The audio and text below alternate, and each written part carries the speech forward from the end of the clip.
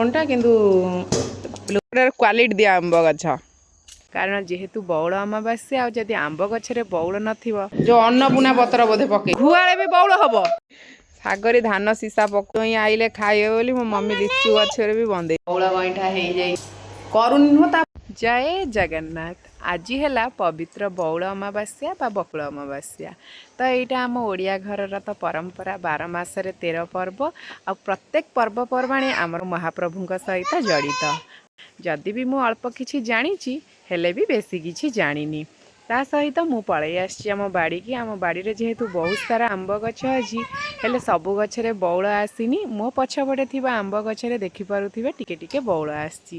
ସେଥିପାଇଁ ମୁଁ ପଳେଇ ଆସିଛି ଏଇ ଆମ୍ବ ଗଛ ପାଖକୁ କାରଣ ଯେହେତୁ ବଉଳ ଅମାବାସ୍ୟା ଆଉ ଯଦି ଆମ୍ବ ଗଛରେ ବଉଳ ନଥିବ ବଉଳ ଅମାବାସ୍ୟାଟା ଫିକା ଫିକାରେ କଟିଯିବ।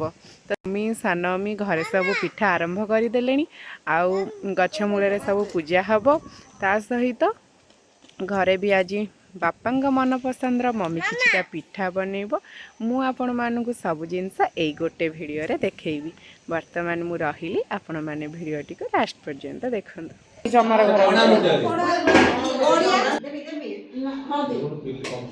ଯୋଉ ଅନ୍ନପୂର୍ଣ୍ଣା ପତ୍ର ବୋଧେ ପକେଇଛ ନା ପଡେ ନା ବହୁତ ଏଥର କଣ ରିଣ୍ଟି କି ଦବ କହୁଥିଲା ଗୋଟିଏ ଭାରିର ଆଉ କହିଲା ଆଉ 2 ଭାରିର ହେଇଗଲାନି 4 ଭାରି ଭାଣ୍ଟ।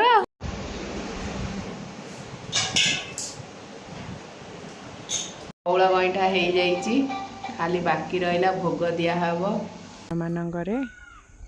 ଏଇଠି ସବୁ ଗଛ ମୂଳେ ଝୋଟି ପଡ଼ିଯାଇଛି। ଏଇଠି ମମି ସାନ ମମି ସମସ୍ତେ ମିଶି ମାସିକିନା ପିଠା କଲେ ଆଉ ସମସ୍ତଙ୍କ ଭିତରେ ବାଣ୍ଟି କୁଣ୍ଟି ନେଲେ ଭୋଗ ଦେବା ପାଇଁ। ଏଇଠି ତ ପୂଜା ଆରମ୍ଭ ହେଇଗଲାଣି ଆଉ ଏଇଠି ବନ୍ଦାପନା ସହିତ ଗଛକୁ ବଉଳ ଗଇଁଠା ଭୋଗ ବି ଲାଗିଗଲା।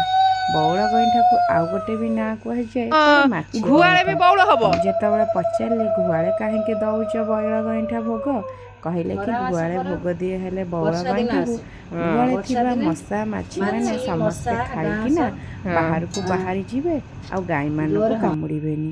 ଏଇଟା ମୁଁ ଆଜି ନୂଆ ଶୁଣିଲି। ଏଇଟା ମୋ ବୁଢ଼ୀ ମା ମାନେ ତାଙ୍କ ଅମଳରୁ କରି ଆସୁଥିଲେ ଆଉ ତାଙ୍କ ବୋହୂମାନଙ୍କୁ ଯାହା କହିଛନ୍ତି ତାଙ୍କ ବୋହୂ ଏଟା ଆମର ଲିଚୁ ଗଛ।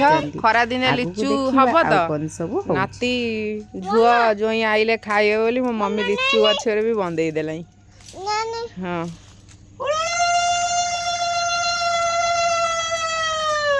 ସପେତା ଗଛ ବର୍ଷକ 12 ମାସ ଏଥର ସପେତା ହଉଛି। ସବୁ ଖାଉଛି କିଏ ମମି ଶାଳୁଆ ପତନି ଚେମଣିଆ ବାଦୁଡ଼ି। ମଣିଷ ଖାଉନାହାନ୍ତି। ବନ୍ଦା ବନ୍ଦା ଭଲକିରି ବନ୍ଦା ଯେମିତି ତମେ ଖାଇପାରିବ। ହଁ ତୁ ଜମା ଖାଇପାରୁନୁ ଆଇ କ ଭଲକିରି ବନ୍ଦଉ ଯେମିତି ତୁ ଖାଇପାରିବୁ।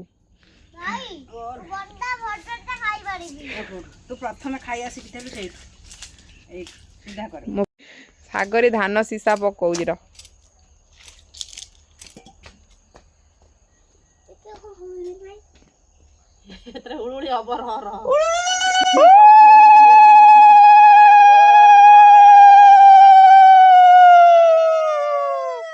ଏଇଟା ବଡ ଆମ୍ବ ଗଛଟା କିନ୍ତୁ ପୋକରା ଆମ୍ବ ସୁଦୁ କିନ୍ତୁ ଜୋର ଆମ୍ବ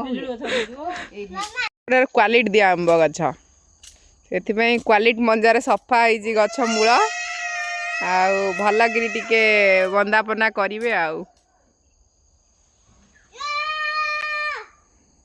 ଏଇଟା ନଡ଼ିଆ ଗଛ।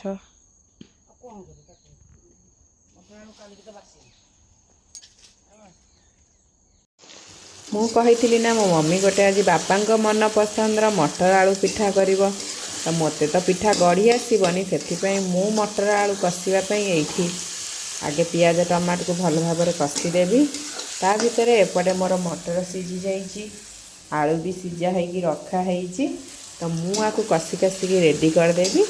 ମମି ଆସିଲେ ମମି ସାନ ମମି ପିଠା ଗଢ଼ିଲେ ତା ଅଜାର ଫେବରାଇଟ୍ ପିଠା ସାନ ବୋହୁ ଖୁଆଇ ଦେଇଛି ତା ମଟର ଆଳୁ ପିଠା। ଏଇ ସବୁ ଛୁଆଙ୍କୁ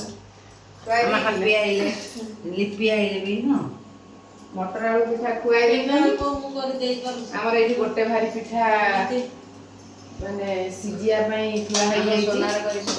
ଏଇଟା ଇଭିନିଂ ସ୍ନାକ୍ସ କରିବେ ତାପରେ ନଡ଼ିଆ ପୁର ଦିଆ ହେଇକି ହବ ସେଟା ନାଇଟ୍ ସ୍ନାକ୍ସ ରେ ଯିବ କାନ୍ଦନା କାନ୍ଦନା କାନ୍ଦନା କାନ୍ଦନା ତୁ ବୁଲି ଯିବୁ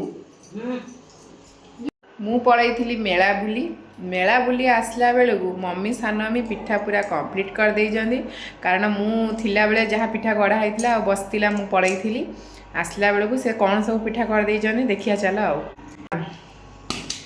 ମଟର ଆଳୁ ପୁର ଦିଆ ମଣ୍ଡା ହେଇଛି ମସଲା ଦିଆ ମଣ୍ଡା ମୋ ବାପାଙ୍କର ଅତି ପ୍ରିୟର ପିଠା ତା ସହିତ ଏଇଠି ହେଇଛି ନଡ଼ିଆ ପୁର ଦିଆ ପିଠା ଏଇଟା ମୋର ସବୁଠାରୁ ପ୍ରିୟ ପିଠା ପୁରା ରସିଲା ରସିଲା ହେଇଛି ଆଉ ତା ସହିତ କ'ଣ ଗଇଁଠା ପିଠା କରିଛି ରଖିଛି ଗଇଁଠା ପିଠା ଆଉ ପୁର ଦିଆ ପିଠା ଆଜିର ରାତିର ଖାଇବା ତ ମୋର ହେଇଯିବ ମୋର ଆଜି ରାତିର ଖାଇବା ହେଲା ପିଠା ତ 3 ପ୍ରକାର ପିଠା ହେଇଛି ସବୁ ପିଠାରୁ ଗୋଟେ ଗୋଟେ ଖାଇଲେ ପେଟ ଫୁଲ ତ ମୁଁ ଚାଲିଲି ପିଠା ଖାଇବି